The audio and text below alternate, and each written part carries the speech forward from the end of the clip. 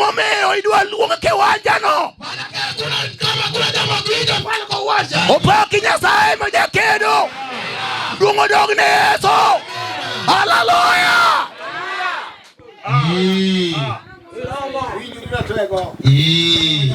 Irukamano. Kinde ka kinde mane jo Israel bire sao. Kila wakati wana Israel kwa wanaenda kwa sherehe. Ne nwang'ore mon moko mane luro Otamo Dhodho. Manake kulikuwa mama ambao walikuwa tasa wameshindwa kunyonyesha. Ne yudore chuo moko makane nyombo to mon dhi. Manake kuna wale ambao walikuwa na lakini wake wanaenda. Ne yudore delni moko makadhako tede to okochako konyuol. Manake kuna baba ambaye dada kiolewa pale hapati kuzaa. Koro nomiyo yudo jo Israel moko ma wigi ler mane girieko. Manake upande wale Israeli wanakili mwenye hekima. To ne ging'ado rieko ne jo Israel nuwinjo. Walikuwa kana kwa wale Israeli wakiazimia unasikia. Kasao mokuongo kadho ni ma okineno ng'wono mar Nyasaye. Sheria kwanza pile kama hujaona neema yake Mungu. Mama ariyo kendo chako kadho ni ma okineno ng'wono mar Nyasaye. Ya pili pia kapita vile ukuona neema yake Mungu. To kasao marade koromo. Kama sheria tatu imefika. Na winjo gima ninyiso jo Israel. Sikia kile kiwanaambia wana Israeli. Dhako moro mondo donje idero. Lakini yule mwanamke pale alisema. Okwanye kodhi moko mag bando. Uterie nyim Nyasaye. Ukon Nyasaye ni winjo. Magie bando ga mokwongo chiek. Kata kan kod gi idala. Owila base biro. Aonge dir nengo manyalo mi. To kodhi makelo gi e maga. Wach mane miyo jodongo donje kul. Gok manyopidh madongo dongo. Ruedhi moko manyopidh mabeyo. Jodongo ne golo. Gisembo gi tondegi. Gitere nyim Nyasaye. Gikono Nyasaye ni winjo. An bende nyarwadhani. Sami gwedho jogi. An bende gwedha. Hallelujah.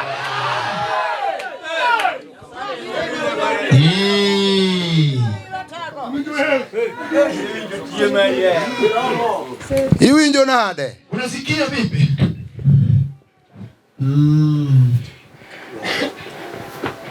Jo Israel ne wuotho nyim Nyasaye ka gin joma riek. Manake wale Israeli kwa mbele wa Mungu wakiwa na hekima.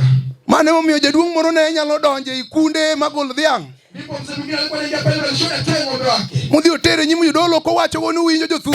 Akaenda kwa kuambia unasikia wenzangu. Dala nani kata kanindo gotieno. Mama yangu atikoma nikilala usiku. Ta winjo ka jomoko renge die dala ga semba kod otieno. Manake nasikia watu wanakimbia usiku nzima. Wach momiyo biro mbele Nyasaye gi nyarwadhani. Manake ni jambo kuja mbele ya Mungu na ng'ombe wake. Ing'eni mane wach manyalo chando ne chwe piny Nairobi. Jambo la mwanaume mjua Nairobi. Ningero jok manotho e dala. Walikuwa wameenda kwa ile boma. Wiye go chiero chako lokore gi Nyasaye. Wamekuja wanasaidia wana. Koro kata kolamo Nyasaye. Kama naabudu Mungu. To winjo ka wach moro ok donje. Sikia kuna jambo lingine lingi. Ang'o matimore? Nini kinatendeka? Nitie gima osekethore. Ambacho kimeharibika. Wapamne Yesu. Dichwo we mondo aweni thuolo. Wacha nikuachie nafasi. Sai.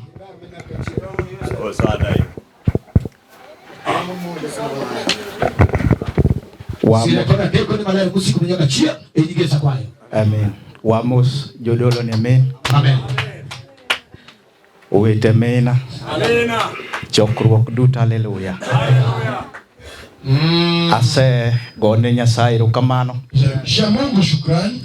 Nyasaye moloso otieno ka. Mungu ambaye ametengeneza usiku hapa. Wachopo piny Miel Sabaka. Tukafika hapa mji wa Miel Saba. Mae chokruoga mokwongo bedo kadonje. Manake mkutano wangu wa kwanza nilitangulia kuingia. Tawinjo ka chokruok nitie wach. Nimesikia hapa kwa mkutano kuna neno. Sama wadonjo ka. Wakati tumeingia hapa. Wan kod weche adek mokelo ji. Tuko na jambo tatu ambalo imeleta watu. Wach maduong' ni en kiche. Jambo kuu ni sherehe ya vibanda. Ma jomoko biro wa kod mano. Wengine wanatoka na hilo. Eka wan kod wach mar ariyo. Kisha tuko na jambo la pili. Ni ng'ato ne nigi dwaro. Yule mtu alikuwa na mahitaji. Koro kata kobedo piny. Hata kama ameketi chini. To winjo ka onge kwe. Anasikia kwamba amekosa amani. Orito kaka dochop kuom Nyasaye. Anangoja ili kuja mbele yake Mungu. Wapak Yesu meja. Amen. Wach mogik. Jambo la mwisho. Nitie jomo ting'ore. Kuna wale ambao walijibeba. Masamoro nitie kaka ne gidwaro. Kuna jinsi walivyokuwa wanataka. Gidwaro ni giwil kod Yesu. Wanataka kubadilishana naye Mungu. Kuna pani migepi adek go. Manake na shangaa ile maneno tatu. Ang no chopi chokruogni. Itafika wote hapa kwa mkutano. Luonga Philip mama wudo ng'wa. Muite Philip mama yule kijana wa ng'wa. Awuok e piny Sakwa Wendo. Anatoka kule Sakwa Wendo. Nyasaye olosa mondo abed jatichne. Mungu ametengeneza nilo chombo chake. Abro chomo wach ma asewinjo. Manake telekeza neno ambacho nimesikia. Gech pap aseneno ka Nyasaye nitie. Nimeona uwanja Mungu yupo. Pap machal kama ok los nono. Manake wale kama utengeneza bure. Mano momiyo mon kata chuo. Wanawake pamoja na wanaume. Nyalo waka ni chokruok ne ber ni wamiel watieko. Wanataka kama mkutano ilikuwa mzuri tukamaliza. Kata kamano to nitie gima nyalo dong' gi ng'ato. Kuna kitu kinaweza baki na mtu. Nochuno e piny mar Filistia. Manake lazima kule mji wa Filistia. Mondo giyier thuondi madongo. Wala wajasiri wakuu. Manyalo kedo kod Jo-Israel. Omiyo ne gigolo Goliath ma Jagath. Mondo gichungi e piny Filistia. Ka lweny orado. To giyud kaka gigo Jo-Israel piny. Wachno nomiyo Jo-Israel kiond komako. Kendo ka ne gichopo e lweny to giwinjo ka dendgi ochako tetni. Nikech Goliath ochung' e nyimgi. Kaka ne gipango ni ginyalo loyo lweny ok nyalre. Nikech luoro osedonjo. Wachno nochuno Daudi sama nodhi e kwath. To wuon gi yore ni dhi e lweny. Tero ni owete ni chiemo kuro. To ka ochopo kocha to yudo ka lweny pek. Jolweny osego kiondko. Nyaka owetene madongo nodok mobedo e kodho. Opaki Yesu meja. Jolweny manonge e lweny odok ir Saulo. Koni winjo ruoth. Lweja kaka manene ok wanyal loye. Saulo kono gi niya, aseketo giga. Ng'ama noneg Goliath jalo na minyara napogne mwandu. Opako Yesu meja. Iwinjo gotieno nitie jal moro iluonge Sibor Kayuda. Nowuok e dhod Juda e dala ma ji ochayo. Kanyo kende ema konyruok noae. Apaka Yesu meja.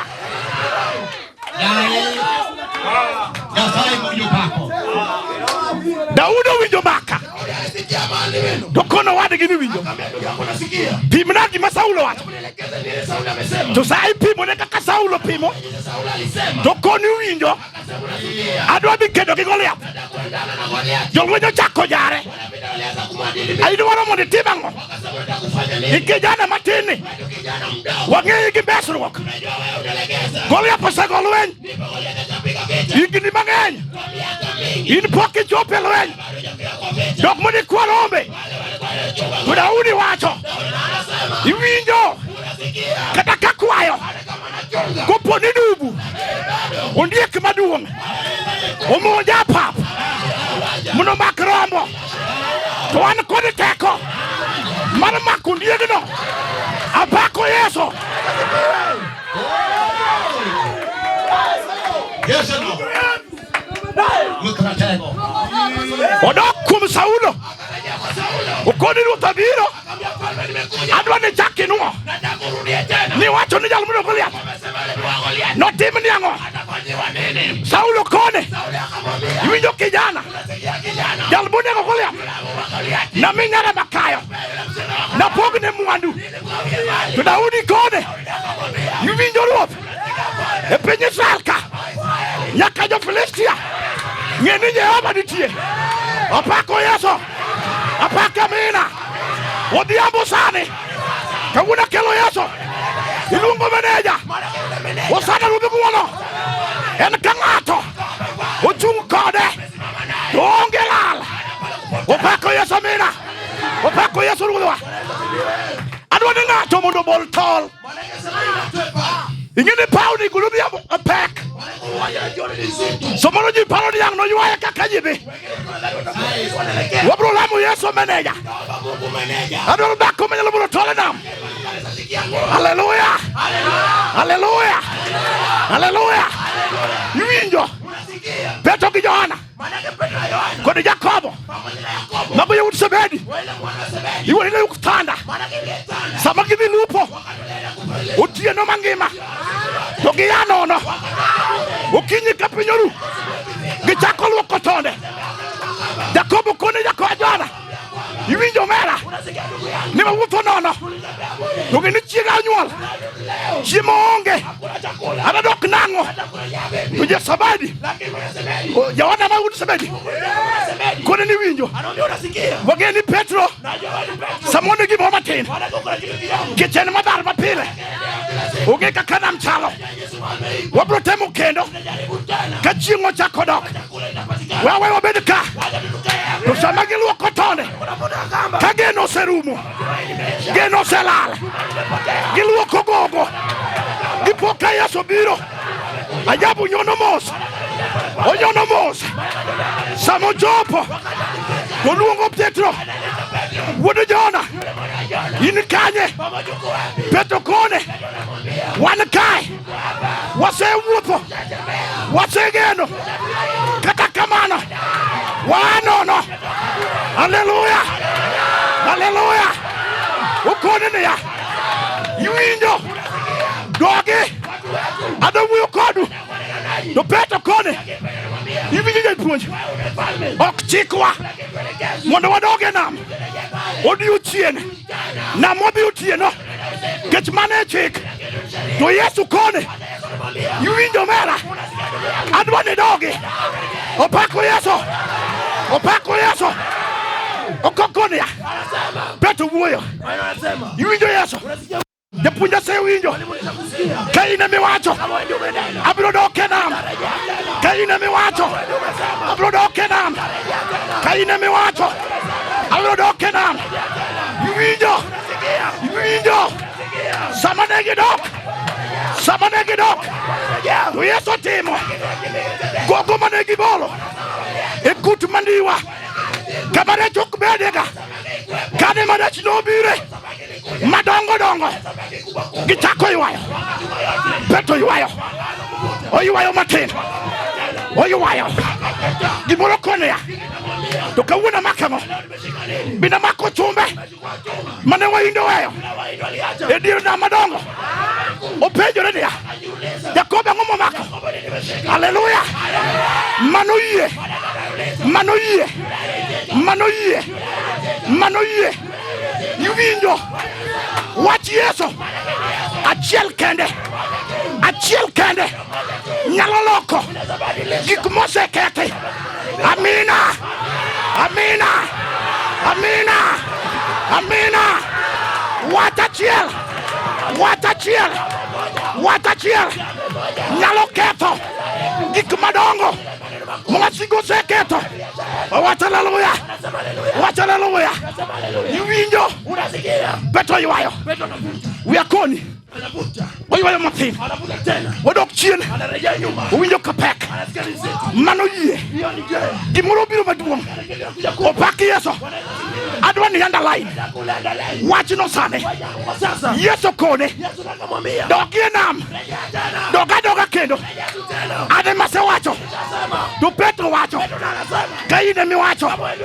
Tabira dok. Odhiambo sane. Yesu dwa wuoyo. Eki mose maki. Ejala misedake. Utieno sane. Wacha mina. Wacha mina. Yuvinjo. Yuvinjo. Yesu nigiteko. Yesu nigiteko. Amina nigiteko. Mana loko gik moko. Mano se tue motegno. Kata wasigodagi. Okode ore. Kaka pinyi chalo. Kata pinyo kuyo. Geno mane jinego. No luari nam. To wunu wachungo Yesu. Wunengima. Okonya disappoint. Yesu timo. Hallelujah. Hallelujah. Hallelujah. Hallelujah. Only one word from Jesus. everything will neutralize. I said only one word from Jesus can change everything in your life. Hallelujah. Hallelujah. Ayala ngoa. Ayalo Yesu. Meneja maduong. Katakango. Apako Yesu. Apako Yesu. Apako Yesu. Apako Yesu. Apako Yesu.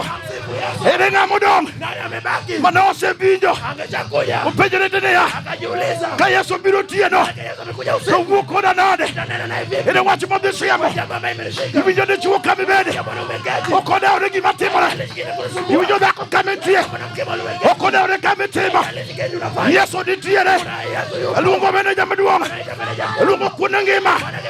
Yeso do nitie. Amina nitiere. Hallelujah. Yeso nitie. Yeso nitie. Wacha ni amina.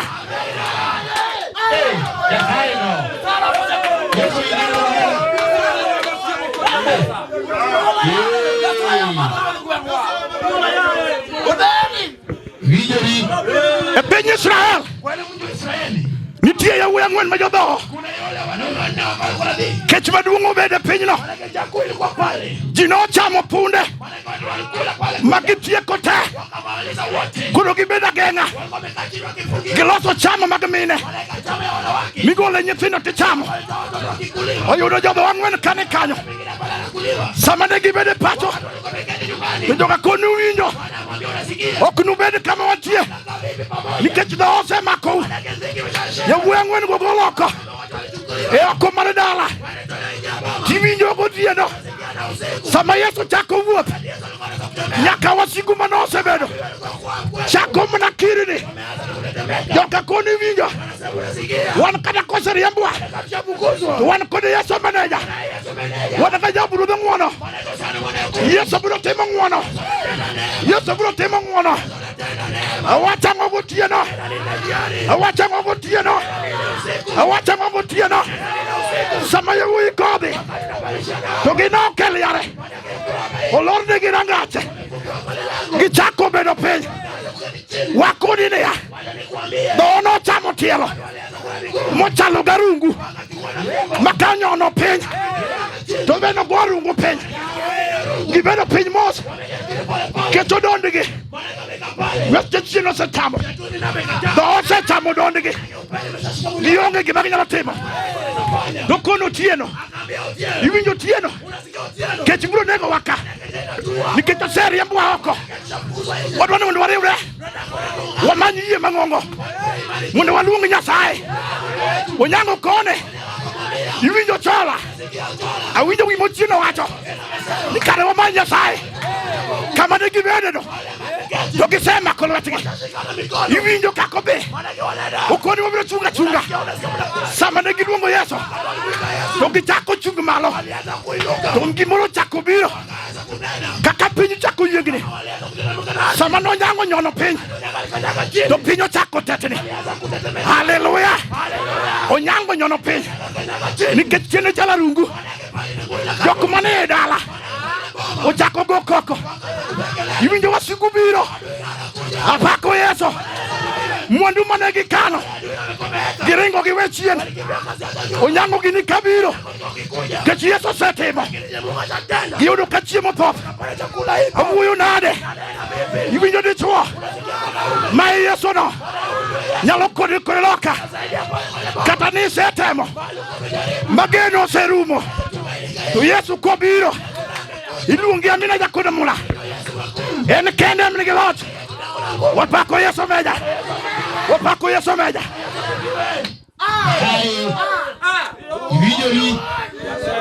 Yesu kende ema poko luongo marehemu ji mang'eny no luongo marehemu jomoko luongo mwenda zake to Yesu meneja ongima nyaka kawuono iwinjo kami betie Yesu nyalo losi mangima gima ne iparo Yesu chak timo kata kadichwo ni ka mosetemo lemo moseneno kaka be apako Yesu apako Yesu apako Yesu Hallelujah. Nikiteko Nyasaye. Kamano. Bewi ja chokro. Unasikia kwa mkutano.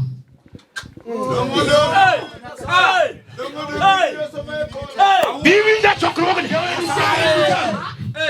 Utieno bewi ja. Maana yake usiku unanisikia. Okama nitie dichwa. Si hapa ndipo kuna mwanaume. Mja chino ka mutwe mangwasa. Maana yake shetani kwa akamfungana. Iwinjo gino seketo. Unasikia kila amekiweka. Chalugire madalagi. Maana akakitia adabu ya kwao. Wachino no maku Daudi. Jabele mshika Daudi. Kirikobi makajese. Maana yake kwa ile ngabi ya wanajese. Sama no bede jela. Wakati waleka pale gerezani. Kasaudo selawe. Pale Sauli alikuwa maandama. Uponde rogo. Maana yake akajificha pale chini. Wiyo kinyalu wukoko. Hawezi kwa wajingo. To paro Nyasaye. Akamchukua Mungu. Ukodi ruoth iwinjo. Akamwambia Mungu nasikia. Kata kani jela. Maana yake ilikuwa hapa gerezani. Ruoth ang'eni biro lona. Mungu najua utamshinda nini. Apako Yesu meja. Haleluya. Haleluya. Haleluya. Ere dichuo mosewito. Mosewito gogo. Ere bako mosewito gogo. Udo lami Yesu meja. Udo lami Yesu jatelo. Udo lami Yesu budekedo. Udo lami Yesu gutieno. Udo lami Yesu kumgi Motimo. Udo lami Yesu kumngona. Udo lami Yesu jal Motimo ber. Ere dichuo mosebolo tala. Dichuo mane mosebolo tala. Bako mane mosebolo tala. Amo moseri to sane. Yesu ni kode tuola. Nendo watim ngwana. Ne bako mono moleo. Dichuo mono moleo. E pap kudo bi ambosane. Mama Yesu ni wakamelot. Bako bro fulo na tira. Na neno Yesu chakro wakacha. Na neno kagonyi lukobedo. Uyo nade gutiena. Uyo nade gutiena. Yesu mana ya nitie. Ajabu bro lalo wenyo tiena. Yesu bro lalo kodo sane. Ikumane wa sedwano. Yesu setingo kelo. Wacho ni haleluya. Iwinjo tiena. Iwinjo tiena. Iwinjo tiena. Iwinjo tiena. Yesu negedwaro. Dichuo moro gedwaro. Dako moro gedwaro. Wacha chiel kende. Mwakume Yesu Kristo. Nyaka lok ngima ng'ato. Wacha chiel kende. Mwakume muri Nyasaye. Nyaka lok ngima dichuo. Wacha chiel kende. Mwakume dako moro. Mano setimo neno. Ukoni winjo. Yesu majadolo. Ase winje kepap. Ase winjo tekone. Ase winjo kolore. Winjo tieno. Okodeore. Winjo dichuo. Okodeore. Okodeore. Okodeore. Okodeore. Okodeore. Kise winjo. Nitie wach moro. Mu winji lamie. Tuolo nitiere. Mondo ringe piyo. Ichop kuom Yesu. Mondo Yesu tim ng'wono. Hallelujah. Hallelujah. Hallelujah. Hallelujah. Yesu. Awiji na paradiso. Awiji kuna na digi na kesho. Ichukora wa barakati. Yesu akataka kabisa.